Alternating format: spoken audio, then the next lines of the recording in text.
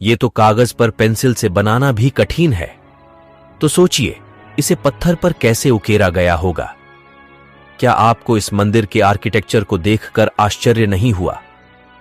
हमारे प्राचीन पूर्वज जो धोती कुर्ता पहने वाले इंजीनियर थे, वह इतने विकसित थे, तो हमें यह क्यों बताया गया कि अंग्रेज भारत आए तब हम विकसित हुए? इसे देखने के बाद भी अगर आप वामपंथी इतिहासकारों के डॉक्टर षड्यंत्रों का अंदाजा नहीं लगा पाए, तो आपका स्वाभिमान अंदर ही अंदर मृत हो रहा है। यह प्रतिमा प्राचीन मंदिर के एक स्तंभ पर निर्मित है। 0.5 मिमी व्यास से कम पतली छड़ी को इस प्रतिमा के एक कान में प्रवेश कराने पर छड़ी का दूसरा सिरा दूसरे कान से होकर बाहर निकल जाता है। क्या आप बता सकते धोती कुर्ता पहनने वाले प्राचीन इंजीनियरों ने यहाँ किस तरह की टेक्नोलॉजी का इस्तेमाल किया होगा? भारतवर्ष के हिंदू मंदिर की भव्यता देखिए। इस मंदिर की मूर्तियों और छत के अंदर जो पत्थर उपयोग किया गया है वह है बेसाल्ट, जो कि पृथ्वी पर सबसे मुश्किल पत्थरों में से एक है। इसे आज की आधुनिक डायमंड इलेक्ट्रॉन मशीन ही काट सकती है, वह भी केवल 1 इंच प्रति घंटे की दर से। अब आप सोचिए कैसे इन्होंने 900 साल पहले इस पत्थर पर इतनी बारीक कारीगरी की है। यहाँ पर एक नृत्यांगना की मूर्ति भी है जिसने हाई हील पहनी हुई है। सबसे ज्यादा अगर कुछ आश्चर्यजनक है वह है इस मंदिर की छत। यहाँ पर इतनी बारीक कारीगरी की गई है जिसकी सुंदरता देखते ही बनती है। मंदिर की बाहर की तरफ जो पिलर लगे हुए हैं उन पर कारीगरी देखिए। दूसरा, उनकी चमक और लेवल में कटाई। मंदिर के प्रांगण में एक नंदी भी है जो भी इसी पत्थर से बना हुआ है, और उस पर जो कारीगरी की हुई है वह भी बहुत अद्भुत है। ये जो फोटो आप देख रहे हो आपके स्क्रीन पर 6000 वर्ष पुराना है। दरबंद ई बेलुला चट्टान में मिला, वह भी इराक में। यह फोटो भगवान राम की है।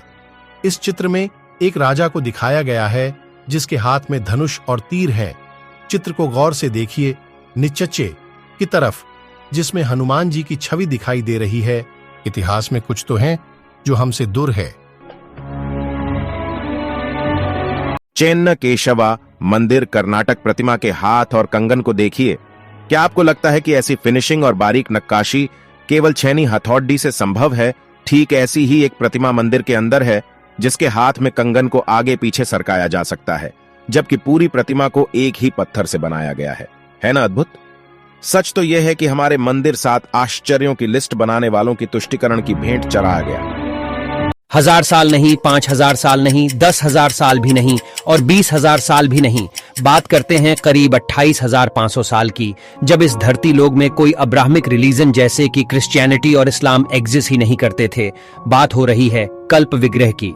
साल 1859 में नेपाल में शिव जी की एक ऐसी सॉलिड ब्रोंज से बनी मूर्ति मिलती है जिसे जब यूनिवर्सिटी ऑफ कैलिफोर्निया में रेडियो कार्बन डेटिंग की जाती है तो यह पता चलता है कि यह मूर्ति करीब 26,000 साल से 28,000 साल पुरानी हो सकती है, जो पूरे हिंदू इतिहास में धरती पर मिला सबसे पुराना लॉर्ड शिवा का आइडल था।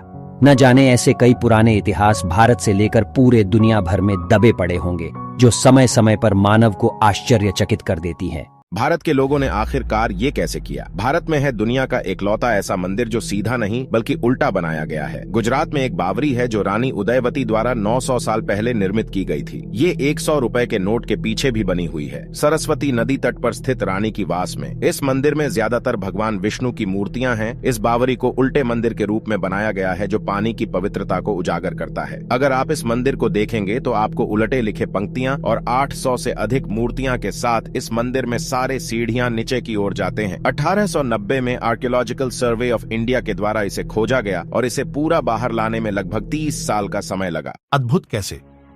इतना घर्षण रहित तो बेयरिंग लगाने पर भी न चल सकेगा। भारत के मंदिरों की अद्भुत अविश्वनीय कुशल शिल्पकारी एक ही पत्थर को काटकर नक्काशी तक तो ठीक थी, पर पत्थर के अंदर इतनी घर्षण कैसे? मेरे पास शब्द नहीं है, आप ही कुछ बताइए कमेंट्स पर। बस हम और आप कल्पना कर सकते हैं, आधुनिक मशीन भी नहीं कर पाएगी।